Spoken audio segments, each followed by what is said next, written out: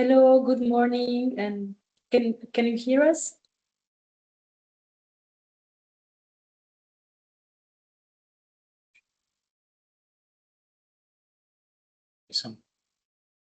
Okay, I see some okay.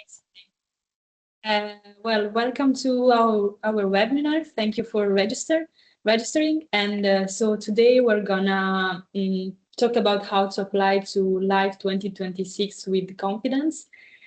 I am Dumitrița Historical, a consultant at CLERENS with expertise in writing proposals for EU-funded projects. We mainly work on LIFE, Horizon Europe Innovation Fund, and whenever these projects are successful, we also participate in activities related to admin and financial coordination, communication, dissemination, and exploitation, but also business modeling, policy assessment, etc. Together with me today, I have my colleague Federico Spadaro, who's a senior consultant at CLERENS and who also has a similar expertise to mine and is involved more or less in the same activities.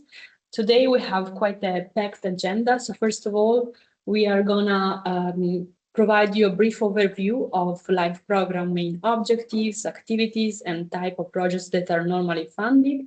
Then we are gonna guide you through the main application steps, also sharing some very relevant tips for a successful application.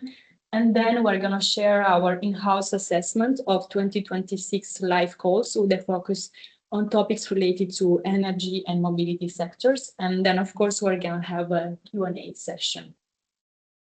So starting with the program overview, you may know LIFE has been there for a very long time, over 30 years.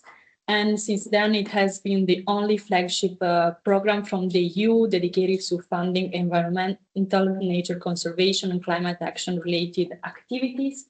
As of today, it is divided into 4 sub-programs. If maybe you are familiar with the Horizon Europe, they correspond to the clusters in Horizon Europe. And on the left side, you have the environment-related sub-programs, so nature and biodiversity, circular economy, and quality of life sub-programs. And on the right side, you have the climate action ones, climate change mitigation, adaptation, and clean energy transition. So that said, the main objectives of LIFE are, of course, as you may expect, to try to move the European economy towards a more circular, energy efficient, renewable energy based, and of course, climate resilient economy, while at the same time trying to protect and whenever possible to even improve the quality of the environment that is surrounding us, and especially trying to halt and reverse biodiversity loss. How do they want us, let's say, to pursue these objectives? They are looking into financing a different set of activities that you will see that are common to different predefined projects. So they are interested in those activities that develop and demonstrate innovative techniques, methods, and approaches that solve a specific or one or more environmental challenges. They're also interested in activities that are more focused on implementing plans and strategies that are required by the EU at the national, regional, local level. They're also very much interested in best practices, behavioral changes related to stakeholders that, again, contribute to achieving these life objectives. And last but not least, they are very interested in funding activities that facilitate the large-scale deployment at a large territorial scale of solutions that are already there, so not necessarily super innovative, but that have a higher degree of replication and upscaling, higher potential. In terms of budget money, so now we're in the 2021-2027 framework program, and they had foreseen 5.4 billion euros. You can see on the left side in the pie chart that since LIFE was born basically for nature conservation, the nature and biodiversity program is still the one that receives the majority of money, but also the other ones have a quite interesting percentage. In terms of 2026 calls, 601.5 million budget is foreseen, and then we're going to see the distribution among the different calls that we're going to assess. So we've talked about the main objectives, the typical activities that they finance.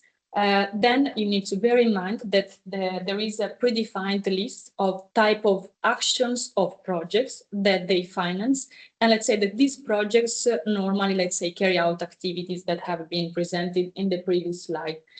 So first of all, at the top of the list, there are the strategic nature projects, or SNAP, but also the strategic integrated projects, or SIP. You may have heard about this. These are huge projects that basically consist in applying at a national level or regional level plans that have been, let's say, realized at the European level, like the EU Biodiversity Strategy 2030 or the Circular Economy Action Plan. And they are funding here the application at a lower scale of these plans. Here, it is important to bear in mind that basically they expect that the leader of these projects is the public authority that is expected to implement these projects. They are very long, up to 10 years, and the budget is quite significant, but they are also very effort demanding.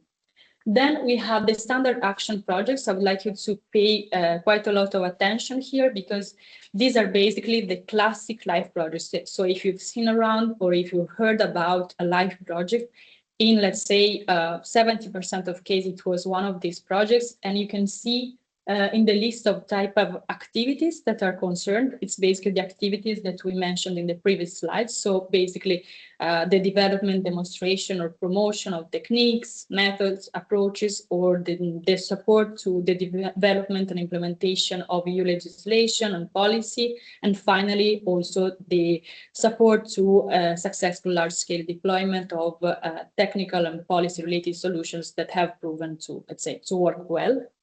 Then we have the technical assistance projects that in terms of size, let's say they're similar to the standard action projects, but they are concerning way different activities. So it's basically the assistance to getting ready to write the proposals for these other projects from one side, but they are also looking into funding the support to development of capacity building to apply in those countries where, let's say, there is a very low capacity or knowledge about how to apply successfully. And they're also here looking into those activities that support the successful upscaling and replication of projects that have already, let's say, been carried out under the other categories of projects here mentioned. The funding rate for most of these type of actions or projects is 60%, with exceptions for some topics under standard action projects and technical assistance. It might be higher, but let's say not more than 70 or 75%. Then we have three other types of projects: policy and legislative priority projects and coordination support actions, CSAs, similar to the standard action projects, are the ones that you should look more into if you are belonging to the energy and mobility sectors. So starting with the policy and legislative priorities projects, basically here each year the Commission sets a list of policy priorities that should be addressed. And so they are looking into specific projects that are supporting the implementation of these specific policies. You have here some examples, but we will go through the, let's say, new examples from the 2026 course.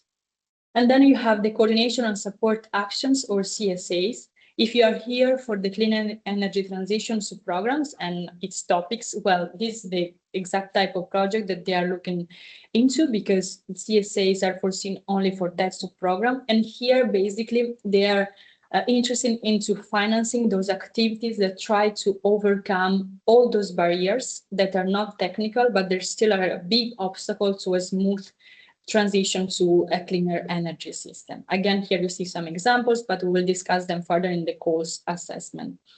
And finally, you have quite different type of projects. It's basically those grants that are given to NGOs to cover their operational costs. And they are targeting those NGOs whose main activities concern the development, but also the implementation of environmental and climate policies at EU level. Before moving to the next slide, just one final point.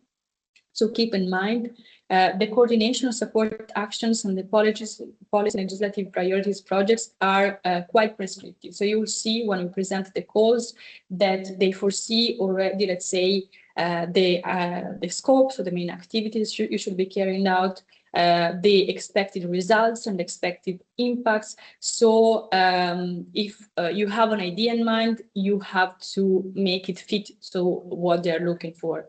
While the one from the previous slide, the standard action projects, are very flexible because they just list priority areas, topics, and then if you see that the topic is relevant for you, and that you are overall, let's say, aiming to carry out one or more of these activities mentioned here, then you might be the right fit, because it's up to you to develop the scope, the main activities, and the exact results you are aiming to achieve. So now that we've went through the predefined set of projects, let's see how to successfully apply. So first of all, just a small recap on the deadline. So live calls are released just once per year, and September is the hard deadline. I would like you to pay more attention to the 16th of September and 22nd of September deadline, as these are the deadlines for the type of projects that I mentioned being more relevant for energy and mobility sectors. And here is when you have to submit the full proposals. You see two different deadlines, September and March, for the strategic integrated projects and strategic nature projects, because these are big projects, so they expect big proposals. So you first submit a concept note, and if they call you, then you need to prepare a proposal for March. It's about time to start, really, because the deadline is quite close, and you need at least 3 months to prepare, let's say, a good quality proposal. So let's see now, what are you expected to submit? So first of all, there is this block of general, let's say, administrative forms. You may be already familiar with them because they are quite similar to other funding programs. So you have the general information directly to be filled in the funding and tenders portal.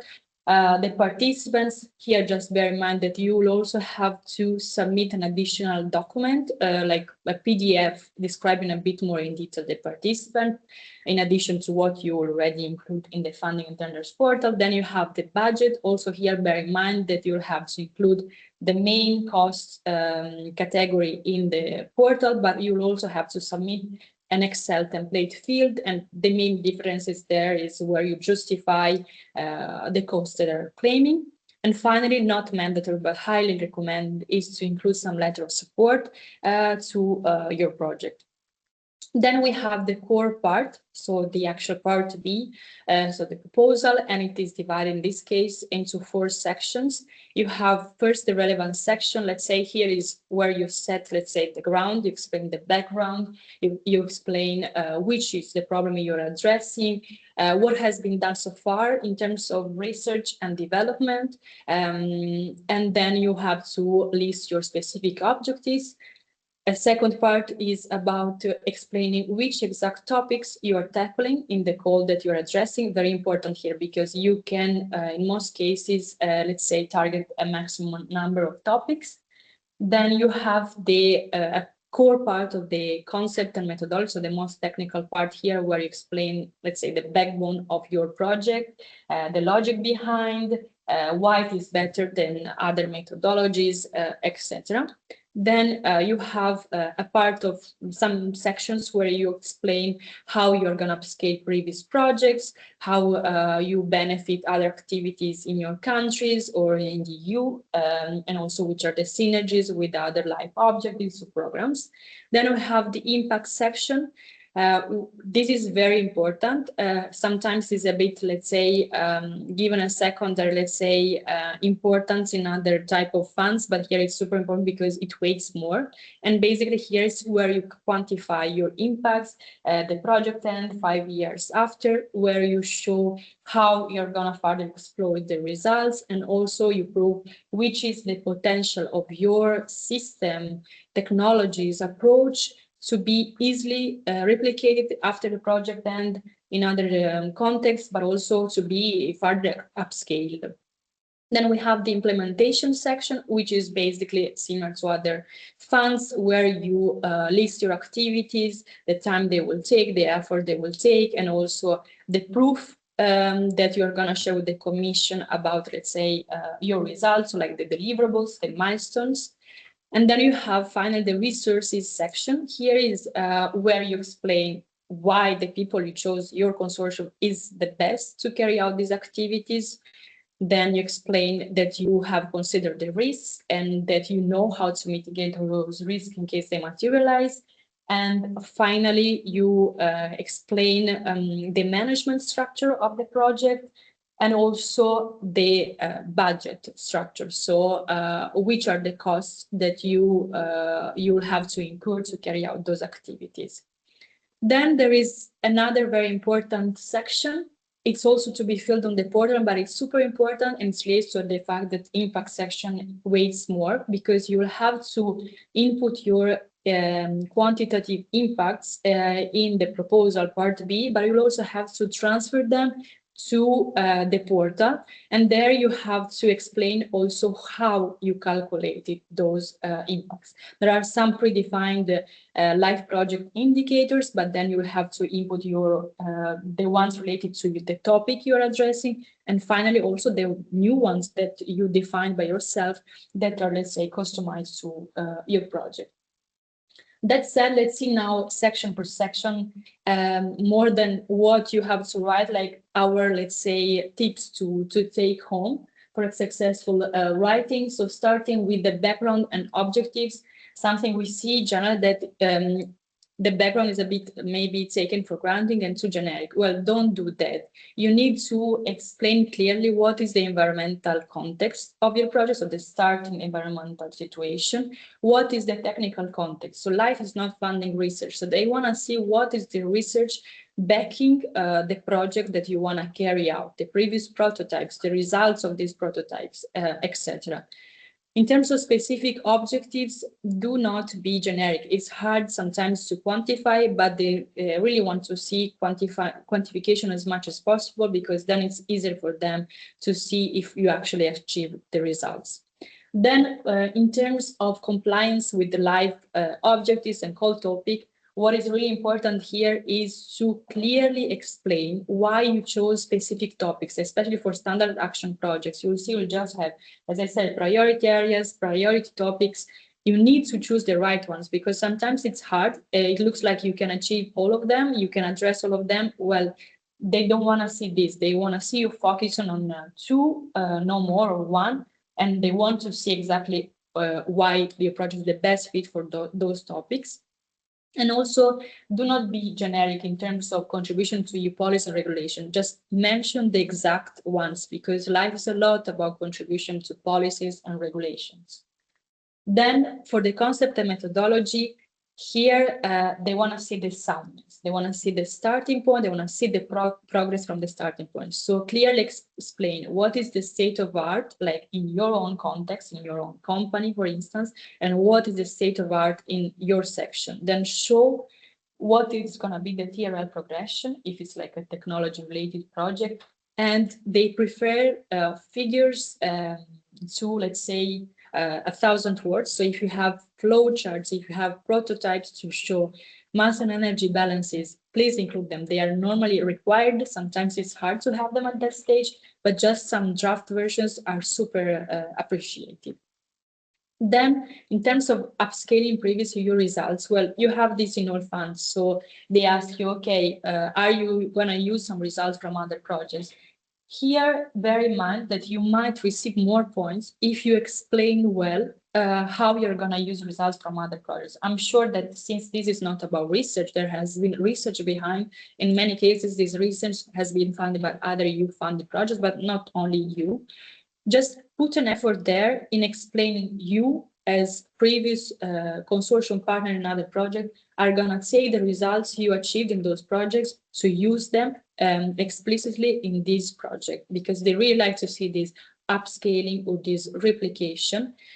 Then in terms of complementarity with other actions, also this, because it's a section that is in like, okay, let's just fill it in and let's see what happens. dedicate some time to this because, again, you might receive some points for this. So make sure that you show that what you're doing is complementary with what is already being done in your area related to that context, and that there are no overlaps, or that you are not, let's say, going against to the progress that is being, let's say, carried out in your context, in, let's say, by others. And finally, a last point for the synergies and co-benefits. I also think that here, let's say, sometimes we just write it very fast, dedicate the right time, because if you show that indirectly, so not directly, via your activities, you will have like a positive spillover effect on other life objectives or programs that are not your main ones that you have already explained, let's say, above, then you might get a bonus point. But be aware that they don't need to be the ones related to your activities, but more you are going to carry out these activities, and in the long term there will be a positive consequence on, if your project is related to environment, then let's say it will have a positive impact on climate related issues. Then we have the impact section, and here what it is to bear in mind. So you have the first part where you have to list all your KPIs at the project start, at the project end, at the end of the project. It's not easy work, but first of all, show alignment with what you put as KPIs in the relevant section. Then try to put absolute values, not percentages, because it's easier for them to see the real impact. So by them, I mean the evaluators. Then also, okay, that we aim for ambitiousness. Now maybe it's even easier to provide very nice numbers with support of AI, but be credible because they are experts in this. They know in the context what is realistic. So they will see if you just, let's say, lied about it. And also be aware that if you win the project, then you will have to be able to achieve those KPIs. So be honest about it. I think this is much more appreciated than just fluffy words or big numbers. Also, even if you are not tackling climate-related topics, they very much appreciate if you show the energy consumption behind the activities you're going to carry out and what is the impact of greenhouse gas emissions. And finally, as I said previously, you have to feel the impact in part B, but also this part C on the portal. Sometimes this is done a bit last minute. Ensure that you report the same. And if you cannot report some in part C, make sure they are in part B and explain, and especially explain how you measured your, how you, let's say, what is the calculation behind the KPIs, the numbers that you put there. And then for the second section about the exploitation, they really much appreciate if you show that if you are, let's say, proposing an innovative system that, let's say, puts together different technologies, different partners, do not say that at the end of the project, they will all go on their way and have their own business plan. Try to think about a joint business plan because they want to see the whole system upscaled and replicated somewhere else. If you cannot do it, just explain it. And also prove that you're going to actually think about this joint business plan by adding activities related to this in the implementation section. And finally, there is a third section on showing the potential for replication upscaling. Here is where, if you have letters of support, here's where your credibility is stronger. So this is a very important thing in life, so that they are sure that what they are financing will be in years after or months after the project and replicated easily in other geographical context or other sector context. Or scaled up in your same context. So here explain if you already have some plans, include them. If you have like talked already with investors or customers, well, include all this information there. And now I will leave the floor to my colleague for the last two sections and then for very relevant cross-cutting tips. Thank you, Dimitriza. So the third section of the live proposal is the one concerning the implementation, which basically is where you describe your activities more in detail and in concrete terms. The first overarching consideration is that, of course, you need to describe the overall project logical structure in a coherent and clear way, by keeping in mind also that there are some mandatory work packages and activities. For instance, all the activities linked to replicability, sustainability in the long term, but also project management or communication. The work packages and activities need to be described in detail, both in terms of what you're doing for the implementation of the project. So basically what you're promising you will do in order to achieve those impacts, but also in terms of monitoring activities. So how you will be able to monitor the actual achievement of those impacts and the project objectives. To some extent, it's not only necessary to describe the activities per se, but also being clear on who will be achieving them, will be carrying out them, as well as where. So being detailed on how the activities are being delivered. The clear identification of outputs is always a clear must. So in terms of deliverables, but also in terms of concrete checkpoints or milestones throughout the project implementation. And it is also quite something that we've seen in the past, that evaluators appreciate concrete and detailed information about the work packages, such as being clear on what is the scale, so the size, so to say, of the activities that are being carried out. The implementation section also includes a dedicated part on stakeholders' details and descriptions. In this case, we normally advise to list stakeholders, but also mention actual organizations, entities that might be linked to the project, but also to collect evidence of their interest or commitment to the project, such as through letters of support or letters of intent. The timeline or timetable of the project, it's also something that can be overlooked to some extent. And at this point, we normally say that it is important to show that activities are consequential and coherent, so that the former that are linked to the latter are linked in a coherent and chronological and logical way. But also keep in mind that a time buffer, so an extension of this timeline, can often be quite useful to account for potential delays or, let's say, implementation related issues, especially when it comes to pilots or demo activities. Even in this section, you will need to include impact-related activities, especially in relation to monitoring and reporting. And here it's particularly important to link these activities to section 2. On one hand, to avoid overlaps, but also to make sure that you're not talking about two separate things. This should also be included within the work package descriptions. So you see there are some contents across the application that are quite transversal, and consistency need to be ensured throughout the different sections. Finally, communication, dissemination, and visibility, which is a set of specific activities that are mandatory for live proposals.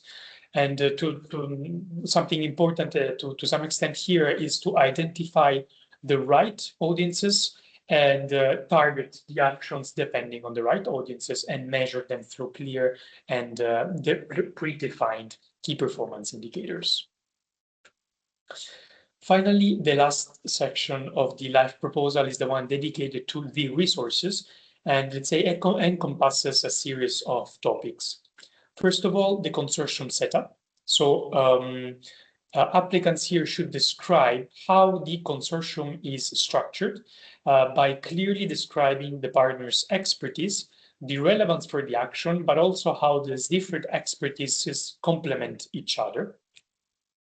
The project management structure by describing how the governance of the project works, but also, let's say, all the parallel systems in place in order to ensure not only a clear management of the project, but also the quality of the outputs. Sorry.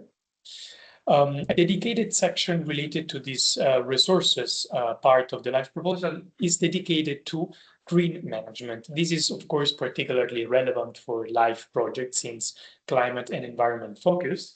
And in this case, best practices for applicants include a clear planning of green management activities, also including them within the work package description under the implementation.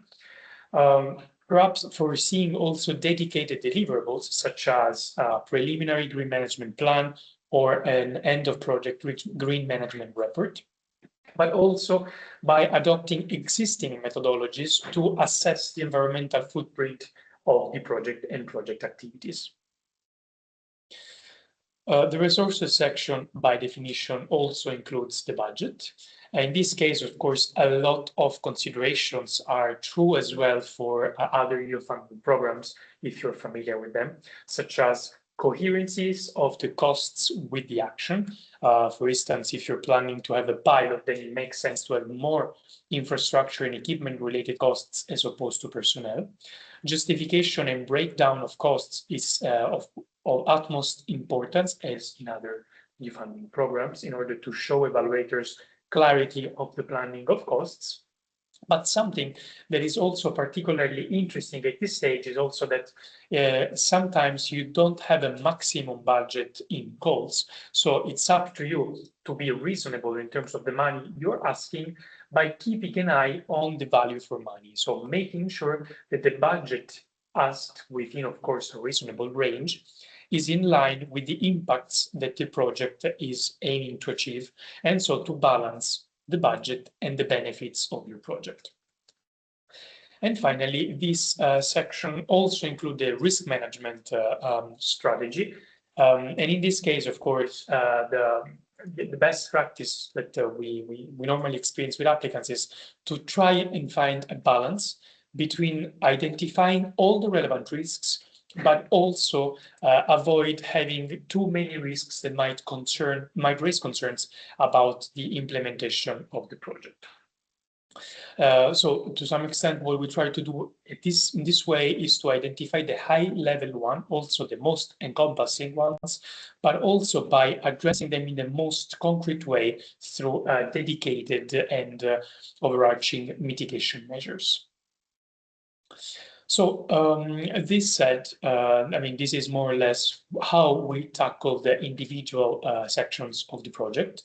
Of course, more can be said, but for the sake of time, we can only provide so much today. But just for you to know, of course, I mean, this is quite obvious to some extent. The evaluation of a live proposal is directly linked to the evaluation of each of these 4 sessions. I won't go into the details of this, but just for your information, all the different sections are evaluated on a minimum score and a maximum score, which is the same for all of them. However, the impact section that, as my colleague already stressed on, is often the most relevant in live projects, and that's why its evaluation weight is 1.5 as opposed to 1 for the other sections. In order to provide another example of the importance of the impact section, whenever proposals have the same score, those with the highest impact score are prioritized over the others. So, as mentioned already, please keep a lot of attention on the impact section and in the way you draft your impacts and KPIs. Finally, one last point in relation to the evaluation relates to bonus points. So applicants have the chance to collect up to 5 additional bonus points if they address the following features. First of all, if they create strong synergies and co-benefits with other different live subprograms. As mentioned, applicants should select the subprogram and topic specific for their action. But if there are synergies with other subprograms, this can allow them to win an additional point. Second, when the action is implemented mostly, so not partially, which there lies the difference, in EU outermost regions or in areas with specific needs, this can give an additional point. If this builds or upscales on results from previous EU-funded projects, as mentioned, this should be explained clearly in the relevance section, without, of course, saying that the LIFE project is focusing on research, because this is not going to be the aim. Then if the project has high potential to be replicated or to attract future public or private investment, as mentioned, live proposals should be much more forward-looking and market-oriented, and this is clear enough in terms of replication and investment attraction. This can, let's say, trigger an additional bonus point. And then finally, if the project includes and triggers additional and essential transnational cooperation between EU member states, this can provide an additional bonus points. And to some extent, again, this might seem obvious, but differently from other EU programs, such as Horizon. In this case, transnational cooperation is not as mandatory or with the same constraints. And often we see that in proposals, a lot of consortia are made by partners belonging to the same country or the same region. So the last slide related to this second section of today's webinar relates to tips that are more transversal, because of course we saw that some topics are very much transversal to different sections of the project, of the proposal, and so general considerations need to be done. First of all, eligibility. So as we mentioned, the project idea should be made fit with a specific live sub-program and the related topic.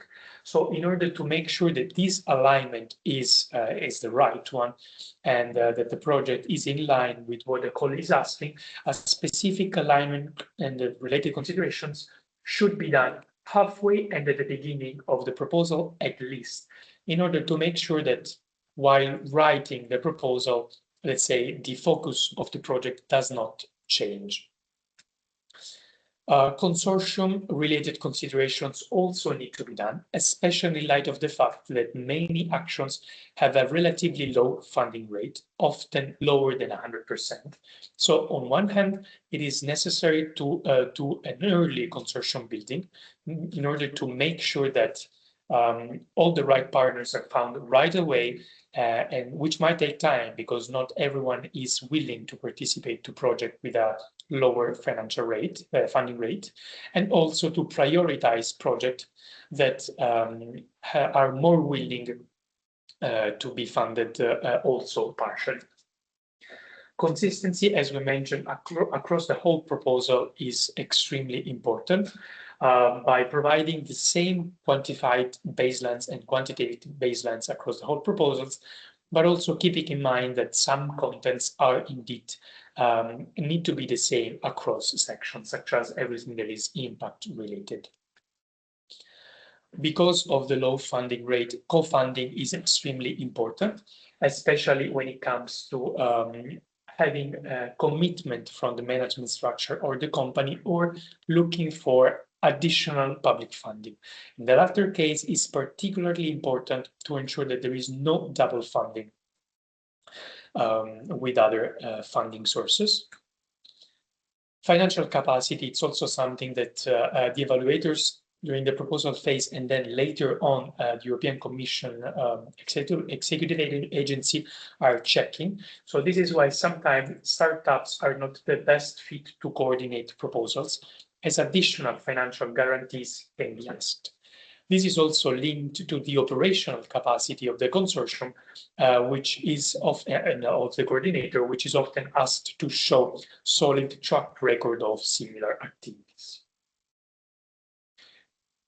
As mentioned, the technology readiness level is particularly important, especially because LIFE, as mentioned, does not fund research, so TRL should be at least 5, and project activities should include scale-up strategy or more market-oriented, forward-looking strategies as well. Then a couple more practical considerations. Sometimes live proposals are allowed to have a quite extended number of pages, up to 120, but reaching the maximum length does not necessarily mean that you will get a higher score. On the opposite, sometimes evaluators value more concise but still precise proposals. And then finally, AI is allowed to be used in these proposals. This is also mentioned by the European Commission, but make sure that everything that you will put in your proposal is something feasible and doable then in the implementation phase. Then, in any case, if you would like to look for more information yourself, we added some links here from institutional sources. In any case, of course, we will leave our contacts at the end, so feel free to ask directly. So the third and final part of today's webinar will focus instead of the calls for proposal in 2026. So we will focus on what is available by the end of this year. In particular, we will focus on energy and mobility topics.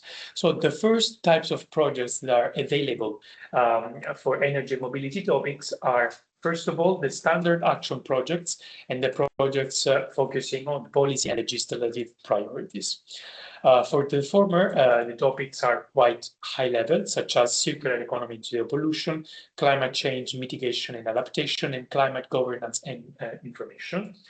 In all of these cases, there is quite a substantial budget available.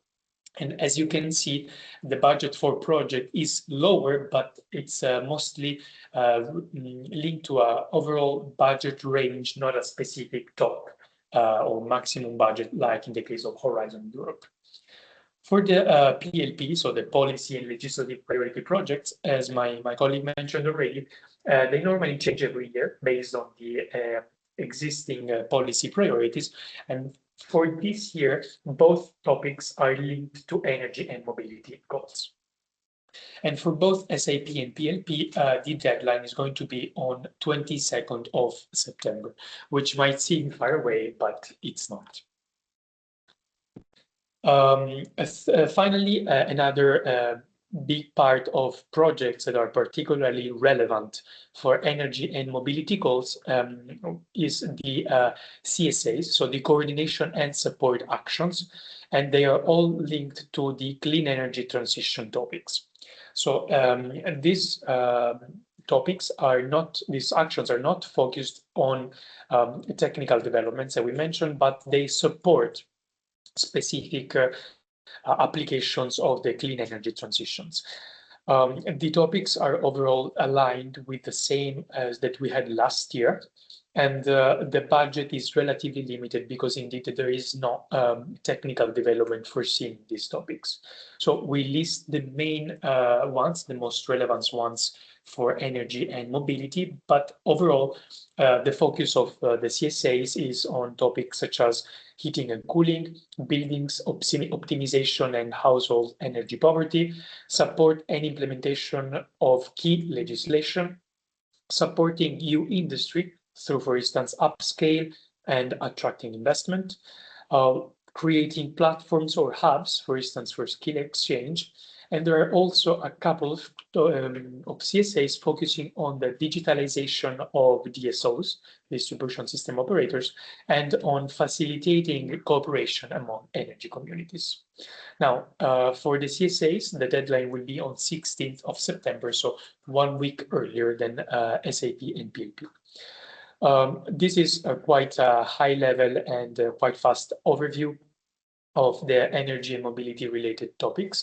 So, but now I will leave the floor back to Lumitrița that will go into the detail of the most relevant ones. So off to you, Lumi. Yes, thank you, Federico. So we'll start with the SAP environment goal, circular economy and zero pollution.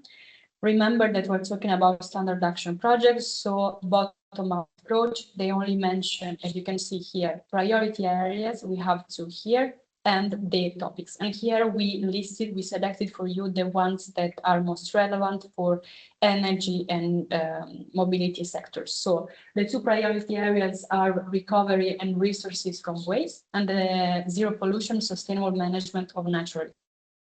resources. In the first priority area, you have topics related to, for instance, the recycling and upscaling of electronic equipment, including, for instance, PV panels. Then there's also the opportunity to finance activity to the recycling also of batteries and accumulators, but also the recycling of end-of-life vehicles, end-of-life ships. And finally, also they are looking into financing activities that recover and promote the reuse of critical raw materials from waste. In the second priority areas here, basically, they are looking into any kind of activities that are related to promoting a more sustainable road transport mobility, aiming at reducing emissions of air pollutants. Be careful here. Here, they are just looking into reduction of, for instance, particulate matters. They are not looking into reduction of greenhouse gases, as this belongs to another call. We in this slide some examples of projects. We're not going to go through them, but when you receive the PDF, please just click there, and we did quite a lot of exercises here to find the right fit, because not always there are previous projects that are similar. Here we didn't find maybe ones related to the recovery resources from waste that are, let's say, belonging to the energy and mobility sectors. But you can see, for instance, recycling activities for kitchen sinks or other like recycling of wood and similar ones. For the zero pollution sustainable management of natural resources, you have two very examples here below, and you can see, for instance, in one project they tried to introduce in bus a new braking system that reduces the pollution that happens when the bus is stopping. Then we have the standard action projects, the call for standard action projects related to climate change mitigation. Here there is really a lot of stuff in terms of priority areas and topics related to mobility. The difference here to the previous call is that we are focusing on greenhouse gas emissions.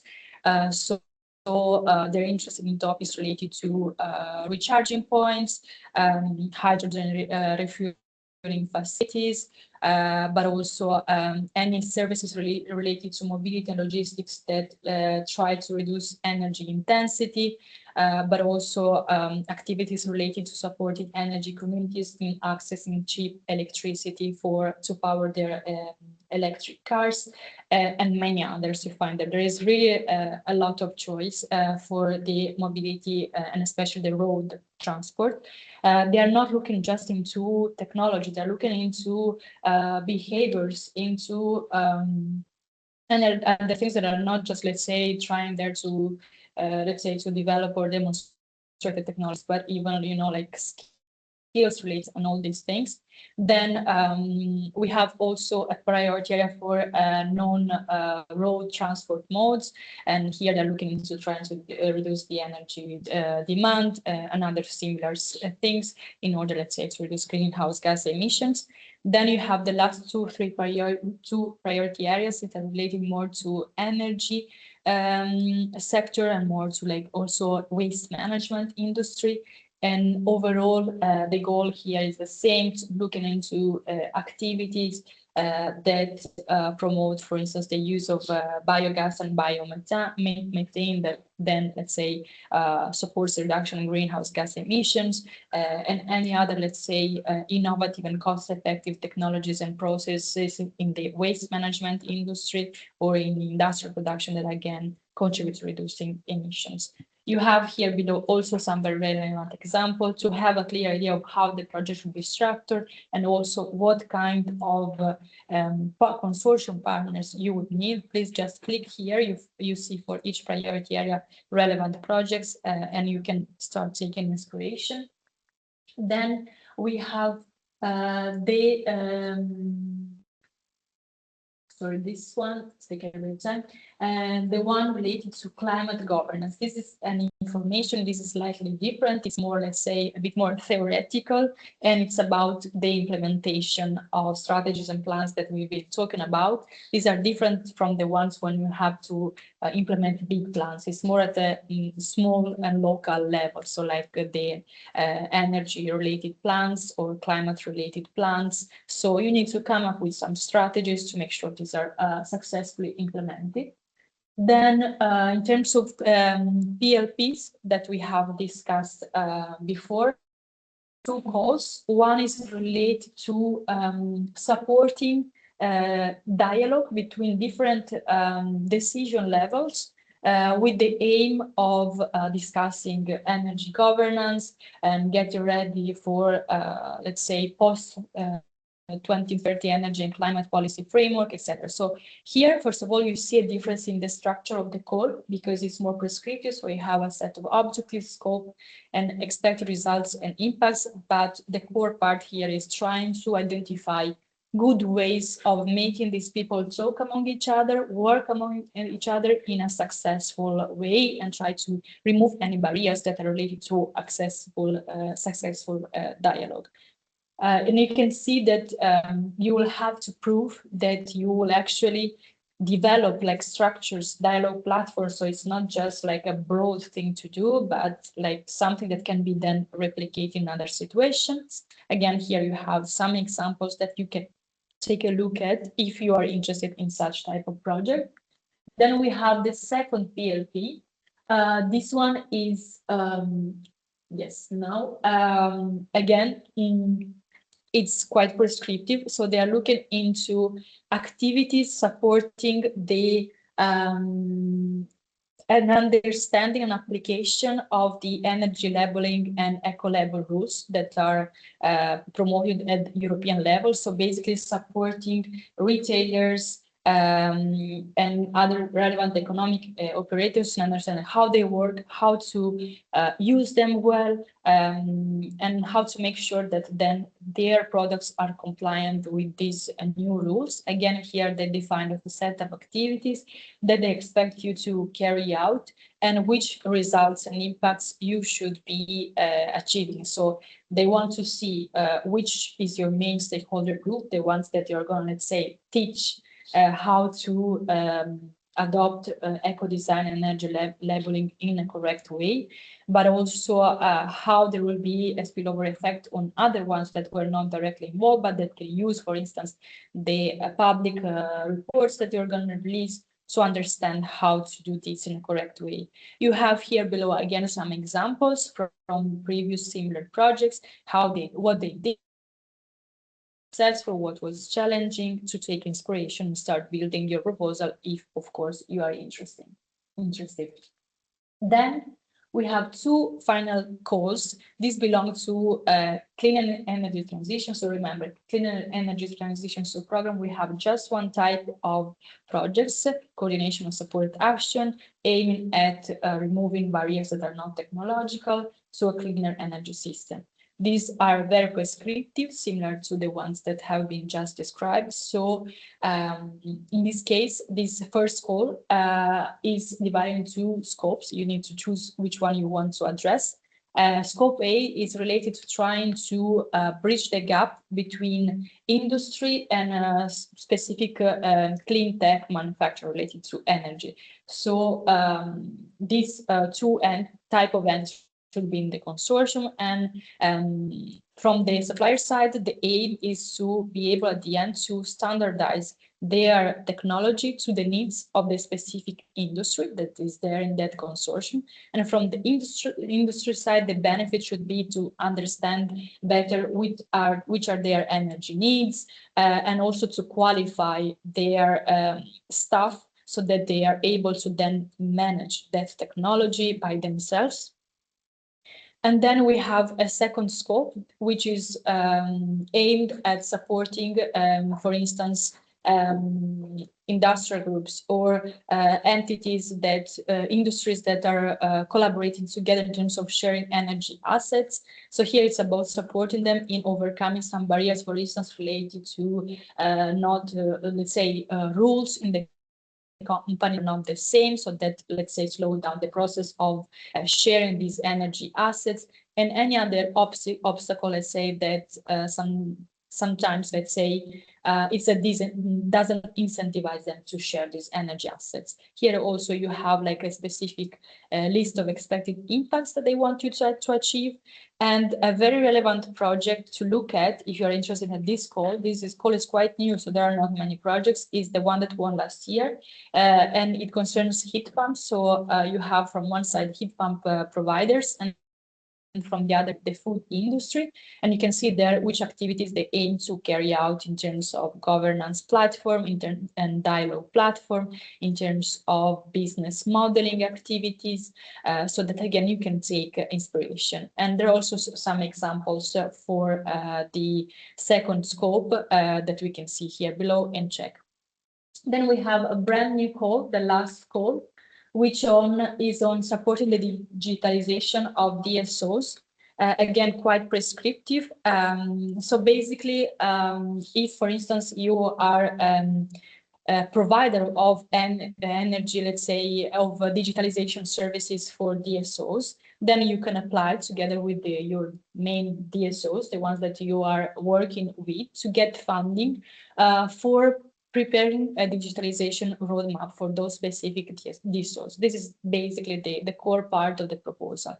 So they want, in the end, to see a digitalization roadmap that includes data exchange and interoperability, grid observability, AI, and any other, let's say, tools that are useful for a successful digitalization of the DSOs. You need to, again, here show that, okay, you're going to benefit the DSOs that are part of the project, but also any other DSOs that might, let's say, use the materials that you produce, should then understand how to also digitalize themselves, which tools to acquire in a successful way. There are no examples of projects here because there are no previous calls, but let's say that from the calls description is quite easy.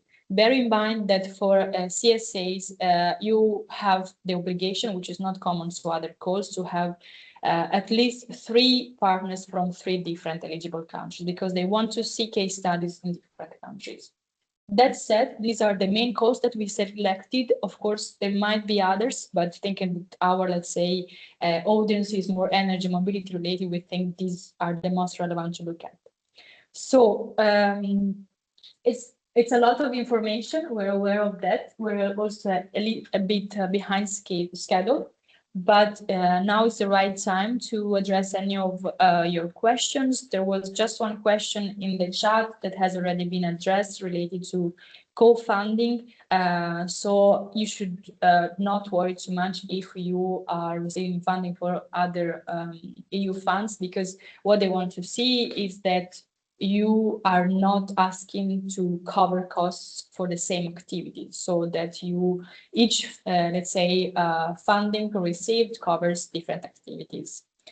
Yes, in terms of countries that are eligible for application, Ukraine is part of the non-EU countries that are fully entitled to participate and apply.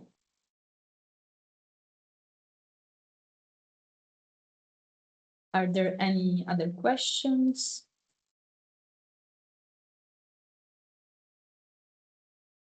Okay, I see one in the Q&A. So in case, I'm gonna read it for everyone. In case of electronic waste recycling project, will be funding all innovative projects, or can be also one existing on the market, and we as recycler can buy this existing technology?